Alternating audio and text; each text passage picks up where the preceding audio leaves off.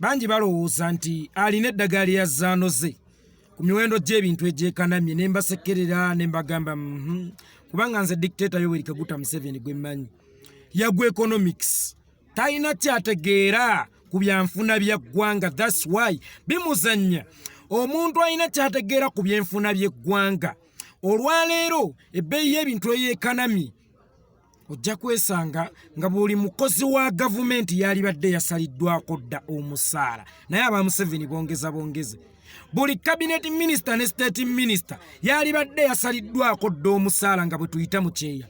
Buli MP, buli RDC, buli muweereza mu kitongole kya gavumenti kyonna oba mu ministry yonna yalibadde yasaliddwako dda omusaala nga bwe tuyita mu kyeya kino kye tulimu. Kaabe Museveni yennyini yalibadde yasaliddwako dda omusaala, naye bongeze baagala bagulira mmotoka mpya. Imagine mu kyeya kino kye tulimu eky'omuwendo gw'ebintu ebyekanami oyo dictator Yoweri Kaguta Museveni atasomangako ku economics.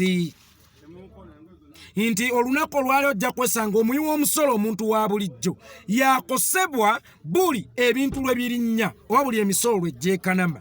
Wabula baba weereza oba abakungubi munnange tebalina kye bakosebwa yadde n'akatono bwe basigala bafuna omusaala basigala babongeza to the extent nti mu kyeya kye tulimu n'amaka ga Museveni galina obuwumbi bwe gasabye Parliament. Kakati oyo yaggwa economics tamanyi controllinga byanfuna, yasoma kimu kutta n'okubba ebyo byabitegeera buki bulungi nnyo.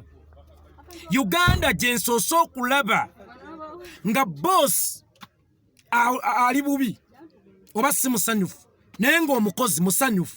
Kakati abo bonna abali mu bifo bali badde basaavanti baffe naye be basanyufu, ffe munnange tetuli basanyufu yadde n'akati. Ze yekolera itongwa iganga agwa